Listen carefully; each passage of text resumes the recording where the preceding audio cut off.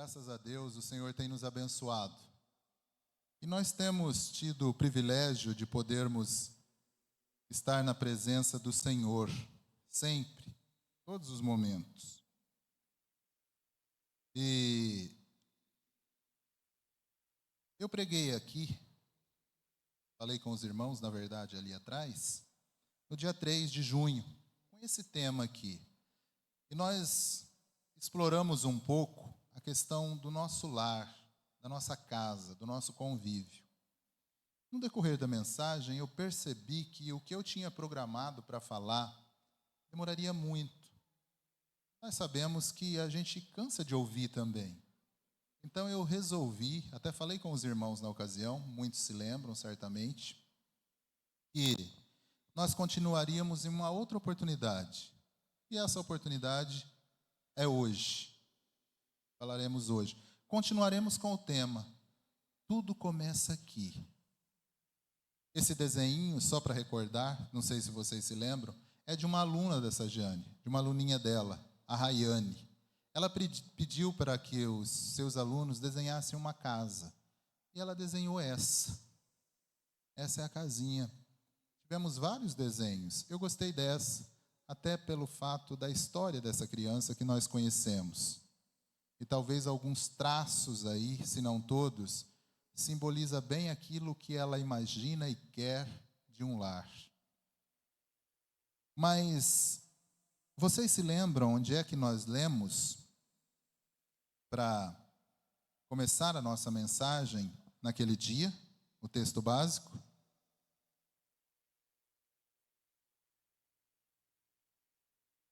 Nós lemos lá em Josué, capítulo 24, o verso 14 e o verso 15, que eu vou pedir para o Gabriel projetar para a gente.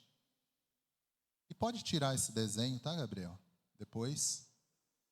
Josué, capítulo 24, verso 14 e o verso 15. No nome de Jesus, nós iremos fazer a leitura.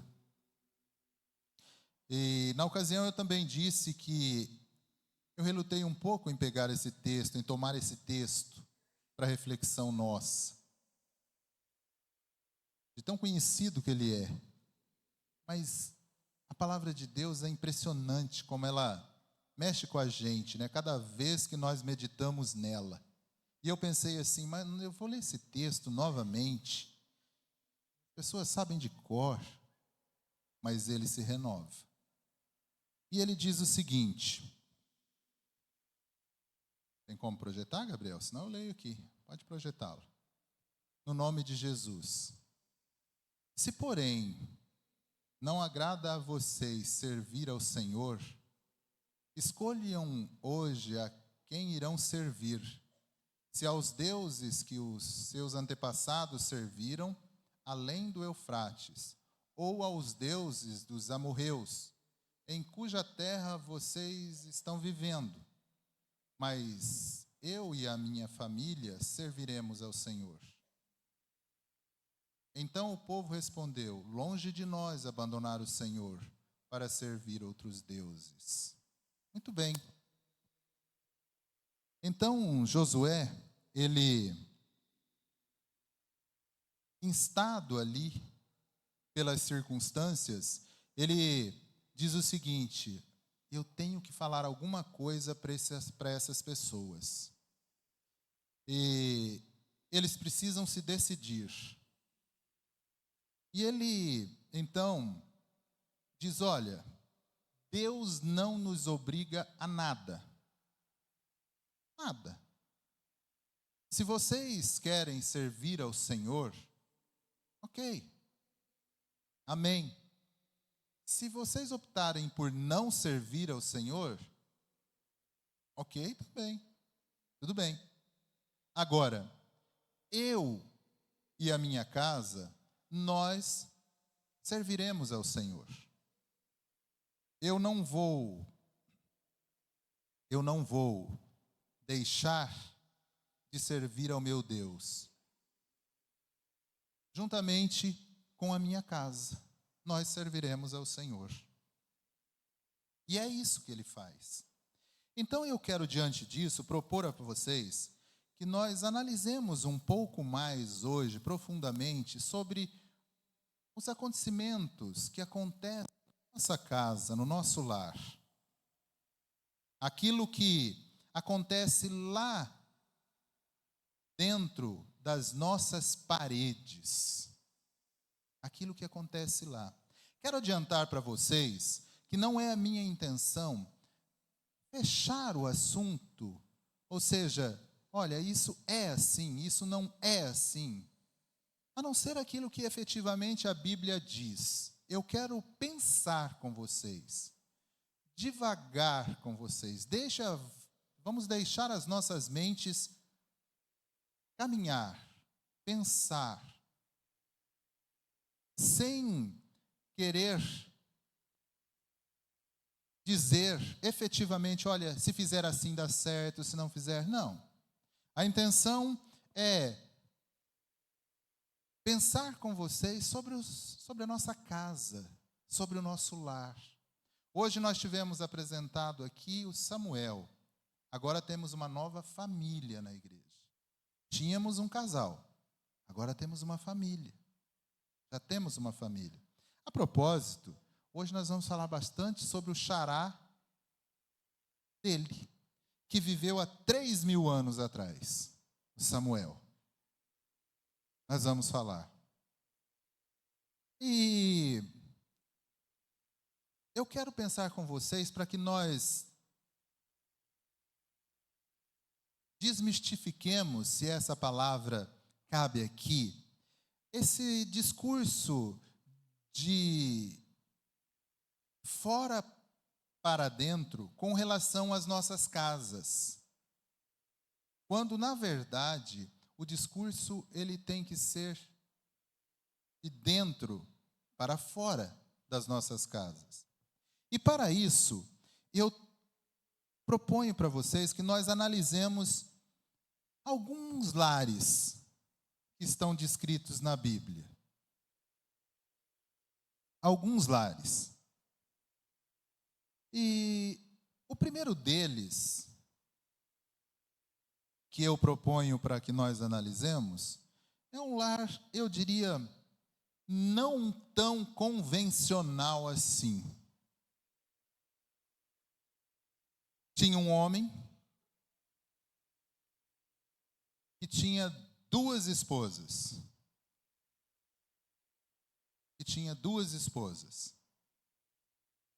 E aí a gente já começa a imaginar. Aqui, eu posso até fazer uma pequena provocação para as mulheres. Mulheres, imaginem vocês, casadas, 2 de vocês, casadas com um homem.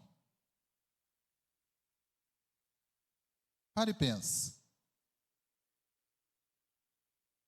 Então, Lloyd, lá na sua casa teria uma outra. E só teria o Eliseu.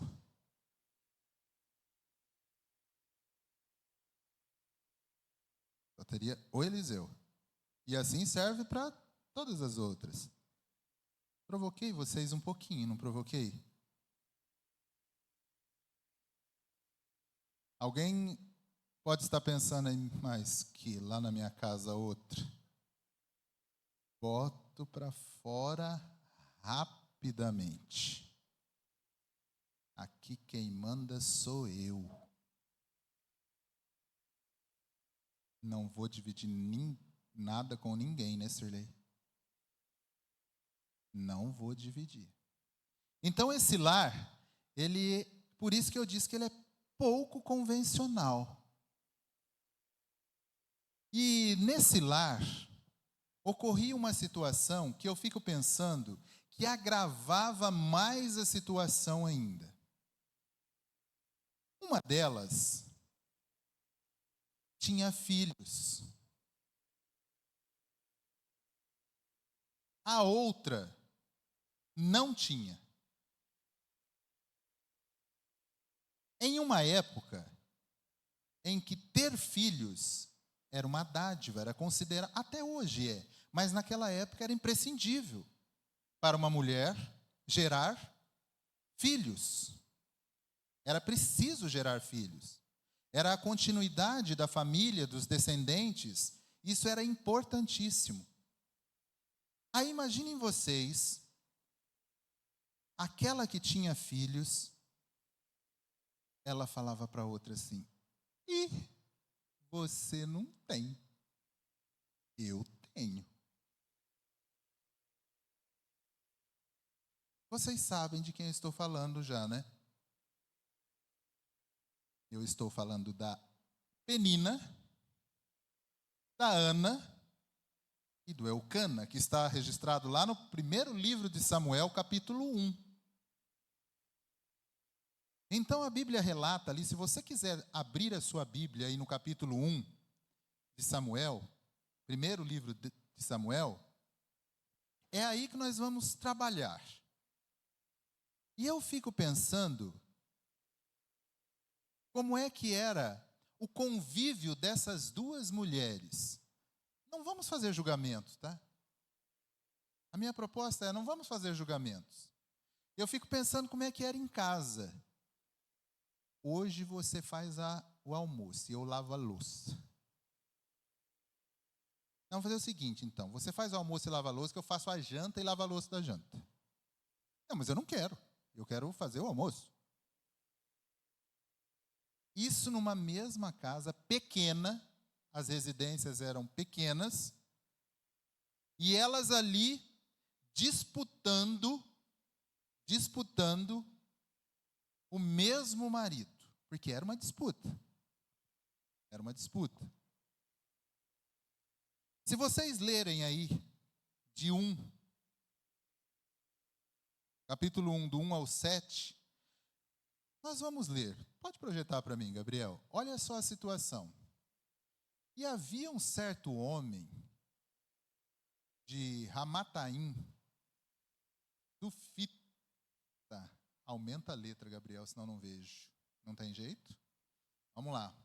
Dos montes de Efraim, chamado Eucana, filho de Jeroão, neto de Eliú e bisneto de Taú, filho de Eframita, Zuf. Vou ler na minha Bíblia e colocar o meu óculos, meus irmãos, senão eu não vou conseguir ler. Vamos lá. Verso 2. E este tinha duas mulheres. O nome de uma era Ana, o nome de outra Penina. A Penina tinha filhos, porém a Ana não tinha filhos. Subia, pois, este homem da sua cidade, de ano em ano, a adorar e a sacrificar ao Senhor dos Exércitos em Siló. E estavam ali os sacerdotes em Siló. Estavam ali os sacerdotes do Senhor, Ofne e Finéias. Guarda bem esses nomes. Ofne e Finéias. Grave eles aí. Os dois filhos de Eli. E sucedeu que no dia em que Eucana sacrificava, dava ele porções a Penina, sua mulher, e a todos os seus filhos, que ele evidentemente tinha com Penina, e a todas as suas filhas. Porém, Ana dava uma parte excelente, porquanto ele amava Ana. Porém, o Senhor lhe tinha cerrado a madre, ela não tinha filhos. E a sua competidora excessivamente a irritava, para a embravecer, porquanto o Senhor lhe tinha cerrado a madre. E assim o fazia ele de ano em ano, quando ele subia à casa do Senhor, assim a outra a irritava, pelo que chorava e não comia. E aí tem todo o desenrolar, se a gente conseguir ler. Aí sim, Gabriel, desse tamanho eu consigo ver. Obrigado. Perceberam a situação? Você não tem filho, eu tenho. Que jeito que ficava Ana? Brava, irritava. E nós podemos entender pelo texto que ela fazia exatamente para provocar. Aí eu fico pensando, e eu quero que vocês reflitam comigo, como era o clima, será, nesse lar, não é?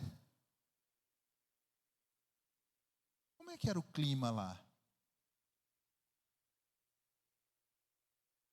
Como que eles viviam? Para a gente pensar, eu não sei. Você pensa aí, eu penso aqui. Como eu disse, eu não vou emitir julgamentos. Nós estamos falando do que tudo acontece no lar. É lá no lar. Tudo acontece lá. Há poucos dias atrás eu ouvi uma pessoa, só para exemplificar melhor o que eu estou falando.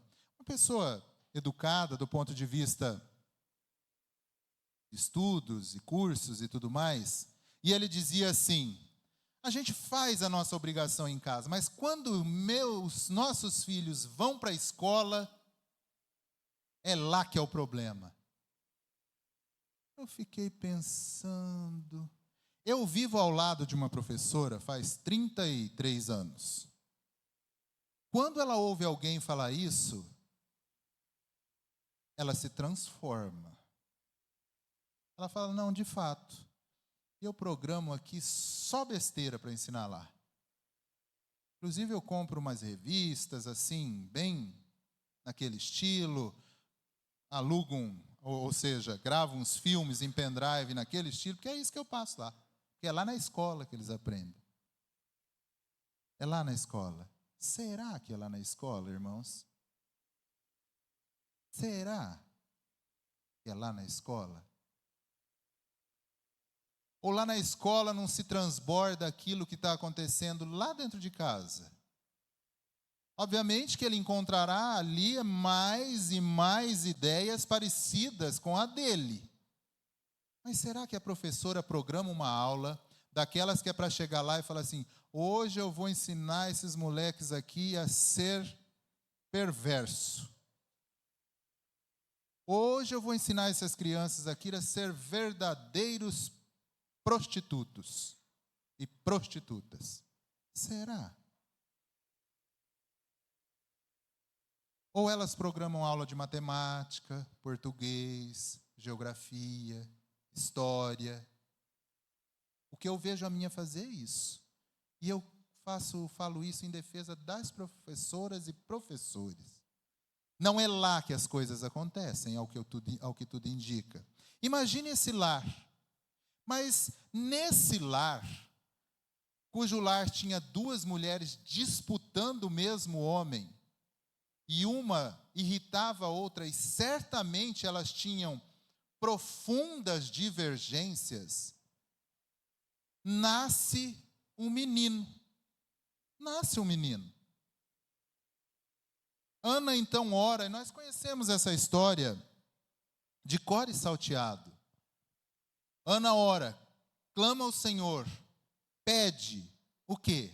Um filho. Pede. É confundida pelo sacerdote Eli como se ela estivesse embriagada, e ela diz: não, eu não estou embriagada. Eu estou extremamente triste, angustiada. Eu sou insultada. Eu sou vilipendiada. Talvez ela tenha dito: profeta, o senhor não sabe o que eu passo lá em casa. O senhor não tem ideia do que eu passo lá. Quando a Eucana vai trabalhar, ela fica me provocando. O tempo todo ela me provoca. Aí Deus, então, por misericórdia, estamos pensando, não estamos emitindo juízo de valor, tá? Sobre o que acontece no lar. Aconteceu, é bíblico, está registrado. Sobre o que acontece no lar. Deus ouve o clamor dessa mulher e lhe concede a bênção de engravidar, de ter um filho, que foi Samuel.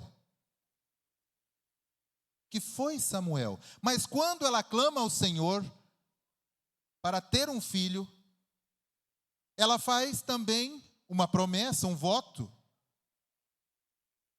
Isso tudo está acontecendo dentro de casa, percebe? Ela volta para casa depois que sai do templo, que fez o pedido, e as coisas continuam, mas ela tem um filho e ela tinha feito uma promessa: se o Senhor me conceder a bênção de engravidar e ter um filho, eu vou levá-lo à casa de Deus e lá ele vai ficar, vou dedicá-lo ao Senhor, lá ele vai ficar. Já pensou, irmãs? Já imaginaram? Isso tudo? Será que o Eucana, quando a gente lê, ele diz, não, tudo bem, faça segundo o seu coração. Mas talvez, a primeira vez que ela falou isso, ele poderia ter dito, né? Talvez tenha dito, mas você não tem nenhum. Agora que você conseguiu um, você vai mandar ele embora? Irmãos, ele ia de ano em ano com as suas mulheres prestar culto e ofertas a Deus. Consequentemente, evidentemente que para nós a distância, hoje a gente fala, né? Para quem vai de carro é perto, mas para quem vai a pé com mulheres e crianças, 50 quilômetros é uma distância considerável, não é? Então, eles iam de ano em ano. Quando Ana faz essa promessa, ela estava ciente de que ela só o veria de ano em ano. A Bíblia conta, nós não vamos ler todos os textos aqui, mas a Bíblia descreve isso categoricamente, literalmente. Eu só vou ver o meu filho, o filho da promessa, de ano em ano. E isso acontece tudo dentro do lar. Aí Ana deixa o seu filho lá. Ela deixa. E ela deixa ele muito jovem lá. Vamos imaginar, aliás, muito criança. A Bíblia fala que ele era uma criança. Vamos imaginar que em torno dos 6 anos. Tem alguma criança aqui que tem 6 anos? 7. Esses daqui, ó. Imagine a Adriana deixando a Mel e o Onilson. Daqui a um ano vocês voltam, tá? Sabe o que eu fico pensando? Como é que foi o lar de Samuel? Olha como tudo acontece no lar. Ou seja, será que Samuel teve um lar?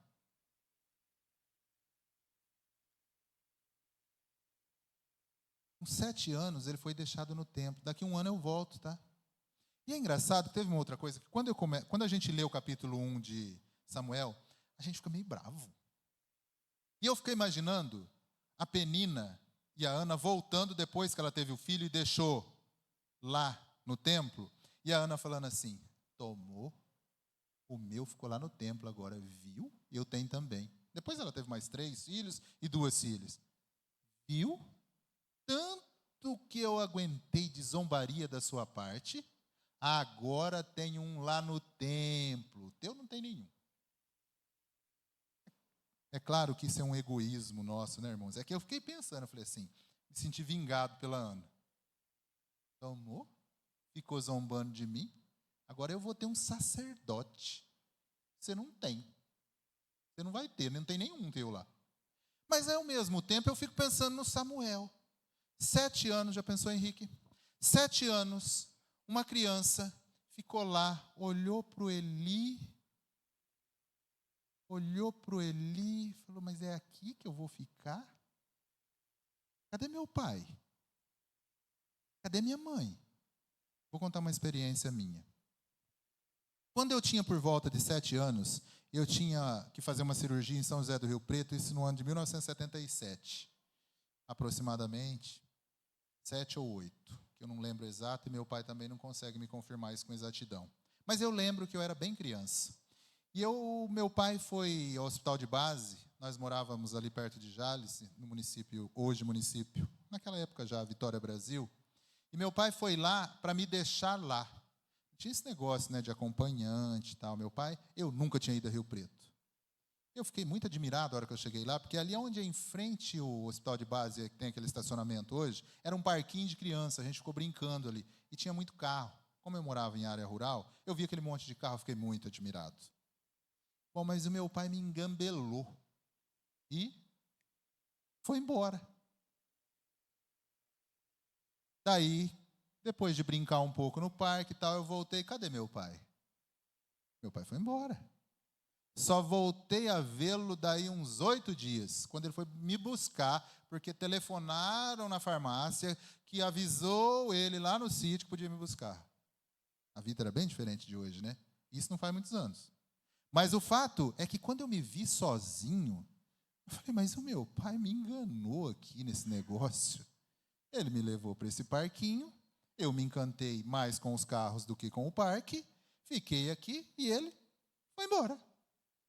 Talvez Samuel tenha olhado assim para o Eli, para os sacerdotes jovens, ainda filhos dele, problemáticos também, e falou, me deixou aqui. Bom, em síntese, esse foi o lar de Samuel. Tudo isso acontece em casa, percebe, irmãos? Tudo isso acontece em casa, em família. Por isso que eu insisto em dizer, é em casa que as coisas acontecem. Em casa que as coisas acontecem.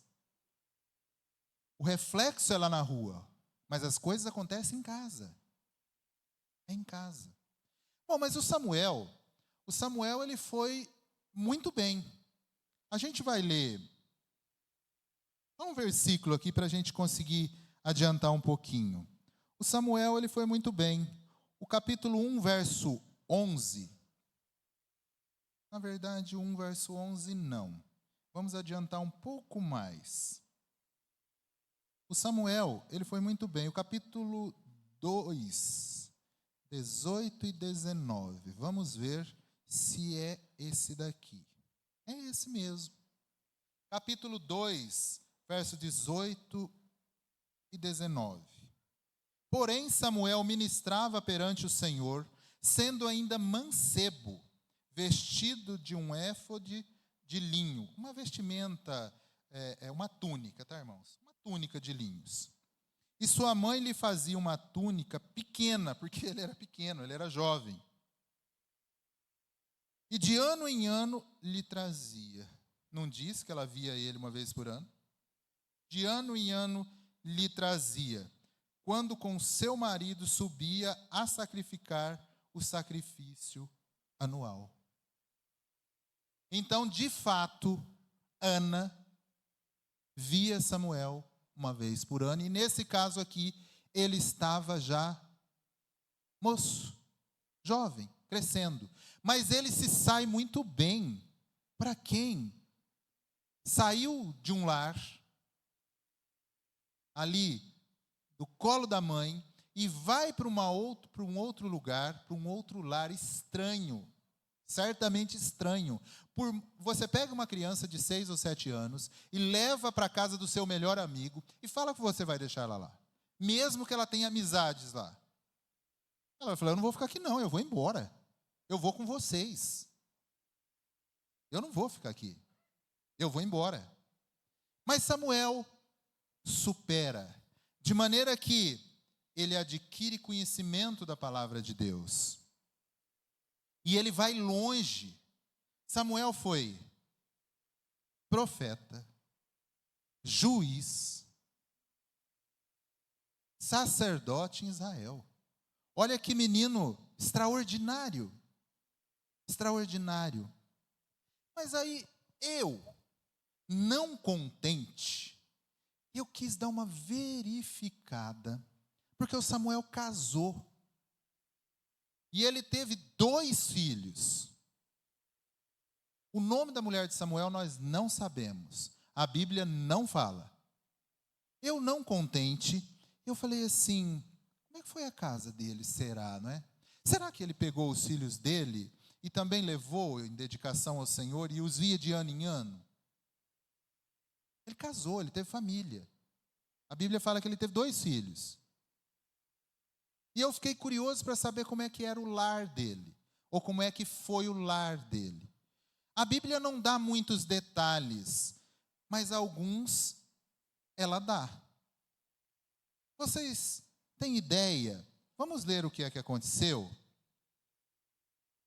O pouco detalhe que nós temos sobre como foi o lar de Samuel, para a gente pensar o que é que aconteceu.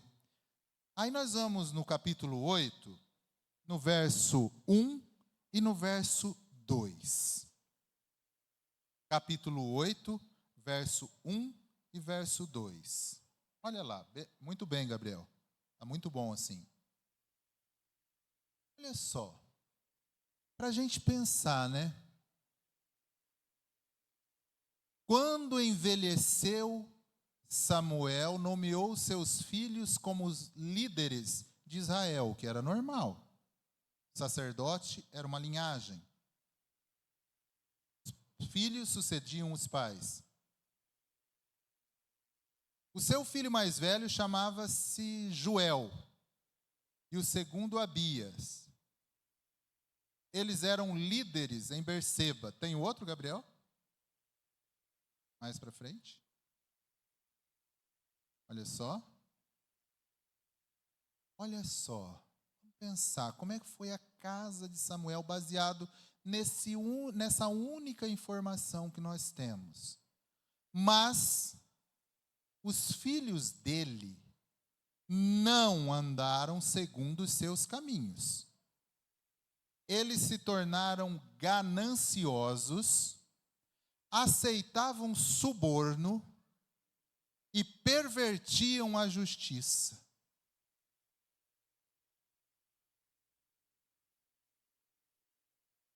Aconteceu aonde? No lar. Percebe, irmãos? O que eu quero deixar claro para vocês, que tudo acontece em casa. Eu não estou julgando Samuel, jamais. Eu não estou dizendo que Samuel foi um mau pai, até porque eu não tenho informações para isso. A Bíblia não me dá informações para isso. Mas o fato é que acontece em casa. Entende? Não foi na rua. Não foi lá fora, não foi na escola, na faculdade. Sabe, não foi. Não foi na balada, embora a balada reflita muito daquilo que tem em casa. Não foi. É no lar. Como foi a mãe desses meninos? Eu não tenho a menor ideia. Mas o fato é que a Bíblia diz o seguinte, olha, a casa de Samuel teve problema. Por quê? Os seus filhos não seguiram os seus passos. E nós ouvimos aqui hoje na apresentação do nosso Samuel contemporâneo, que o pastor nos convida a pensar sobre como é que o Samuel, do Henrique e da Elaine, vai vê-los daqui a 20 anos, vai citá-los daqui a 20 anos. Samuel certamente não teve prazer em citar os seus filhos. Não teve. E não dá para culpar os outros, acontece em casa. Não dá para culpar os outros. Acontece em casa. É dentro de casa que as coisas acontecem. É no lar que as coisas acontecem. Mas eu ainda fiquei curioso.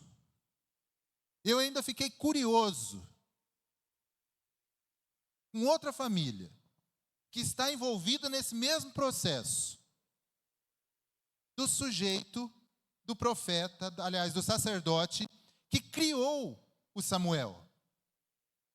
E criou, ao que tudo indica, muito bem. Muito bem. Samuel é considerado um dos grandes personagens bíblicos. Mas foi criado por quem? Por Eli. Quando Ana deixa Samuel lá, ela deixa aos cuidados de Eli. E, consequentemente, ele já tinha filhos adultos, porque já ministravam no templo o Ófines e o Finéias. Nós sabemos e conhecemos de cor e salteado a história dos filhos de Eli. Mas o Eli não foi um bom sacerdote para Samuel? Certamente ele foi. Ele educou Samuel nos caminhos do Senhor, e ele aprendeu. Mas com os filhos dele, não deu certo. Mas aconteceu dentro de casa. Ou seja, eles estavam juntos. Não foi uma coisa exógena, externa, fora. Não, foi em casa.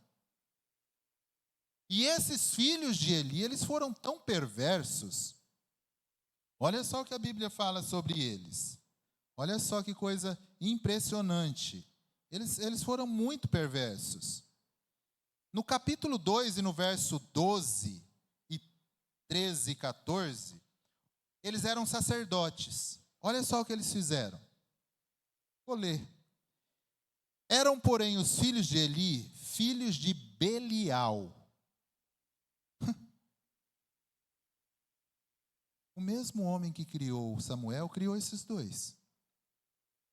Não conheciam ao Senhor, porquanto o costume daqueles sacerdotes com o povo era que, oferecendo a alguém algum sacrifício, vinha o moço do sacerdote, estando-se cozendo a carne com um garfo de 3 dentes em sua mão. Pode adiantar, Gabriel.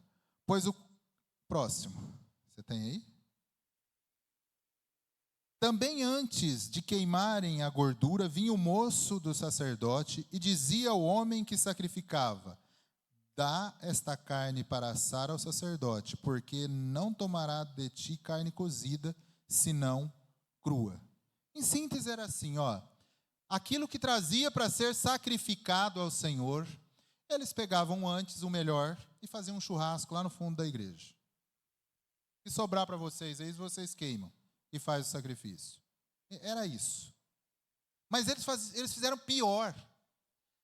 A Bíblia diz aqui, no verso do mesmo capítulo, do verso 23, e disse-lhes, Eli, por que fazeis tais coisas? Na verdade, eu vou começar do 22. Era, porém, Eli já muito velho, e ouvia tudo quanto seus filhos faziam a todo Israel, e de como se deitavam com as mulheres e em bandos se ajuntavam à porta da tenda da congregação. Irmãos, as mulheres em bando, pode tirar, Gabriel, por favor? Em bando. Pararam para pensar um negócio desse? Então vamos pensar assim, aqui é o templo, certo? Aqui é a igreja. Então, aqui tinha os sacerdotes, os pastores, equivalente. As mulheres vinham em bando, ficava lá fora para que eles praticassem orgias aqui. É isso. É isso. Simplesmente isso. Veja só, o mesmo Eli que educou o sacerdote. Saíram da mesma casa. Saíram da mesma casa. Irmãos, que o Senhor permita que nós, primeiramente, saibamos que as coisas acontecem, vou usar uma expressão popular aqui, peço licença para vocês, embaixo do nosso nariz. É sempre assim, embaixo do nosso nariz. Aí depois, é porque foi lá na balada, porque foi. É claro que ele foi. As coisas acontecem embaixo do nosso nariz, irmãos. Não é lá fora. Não está lá fora o problema. Lá fora é a explosão do problema. Lá fora é o ápice do negócio. É o ápice. O negócio está em casa. Obviamente que nós temos que levar em conta a natureza das pessoas. Tem pessoas, as pessoas depois de adultas, elas fazem o que elas querem da vida delas. E não tem pai, mãe, tio, pastor que segure. Não tem. As pessoas fazem o que elas querem da vida delas depois de adultas. Mas a minha reflexão com vocês é: vamos assumir as nossas responsabilidades. Vamos assumir as nossas responsabilidades. A minha casa, a tua casa é responsabilidade minha e tua. Não é responsabilidade do prefeito, do governador, do presidente, dos senadores, dos deputados, do conselho tutelar. O conselho tutelar estará aí para aquilo que extrapola, aquilo que sai fora, não é? E quando os nossos filhos ficam adultos, eles realmente tomarão as suas atitudes e farão o que eles quiserem. E não há como impedir. O Eli não impediu. Mas dentro da mesma casa, nós tivemos 2 homens que faziam isso que nós acabamos de citar e ler. E tivemos um homem que foi gerado em um lar conturbado, difícil, como nós vimos, mas que prosseguiu nos caminhos do Senhor e é citado na Bíblia como um homem, um personagem fantástico nas Escrituras. Salomão, escrevendo em Provérbios, no capítulo de número 24, o verso 3 e o verso 4, ele fala assim, olha só: com a sabedoria se edifica a casa, e com a inteligência ela se firma. E pelo conhecimento se encherão as câmaras de todas as substâncias preciosas e deleitáveis. Naquela tradução que o Gabriel fez a gentileza de colocar para a gente, diz assim, olha: com sabedoria se constrói a casa e com discernimento se consolida. Pelo conhecimento, os seus cômodos, aqui fala câmaras, se enchem do que é precioso e agradável. Glória a Deus. Meus irmãos, que o Senhor possa nos abençoar. Corremos riscos. Os nossos lares correm riscos. O mundo proporciona coisas cruéis. Mas assumamos as nossas responsabilidades. A minha casa, a tua casa, é responsabilidade minha e sua. Não terceirizemos aquilo que é nosso, porque Deus não nos autoriza isso. Samuel teve 2 filhos que não seguiu os seus caminhos, mas eu não li em lugar nenhum que Deus o castigou por isso. Provavelmente ele tenha feito o dever de casa. Certamente ele fez o dever de casa. Mas quando eles ficaram adultos, eles foram fazer aquilo que eles achavam por bem fazer. Mas o fato é que também não vemos Samuel dizendo, olha, foi por causa disso, daquilo outro. Não foi o fulano que influenciou. Não. Ao que tudo indica, Samuel assume a sua responsabilidade como pai. Assume. E diz, eu fiz aquilo que estava ao meu alcance. Eu falei da palavra como tinha que ser falado. Eu não terceirizei em nenhum momento, a educação dos meus filhos. Eu não terceirizei o meu lar para ninguém. Entretanto, as dificuldades, elas nos sobrevêm. Mas para aqueles que agem com inteligência e fé, o Senhor enche os cômodos com as suas bênçãos.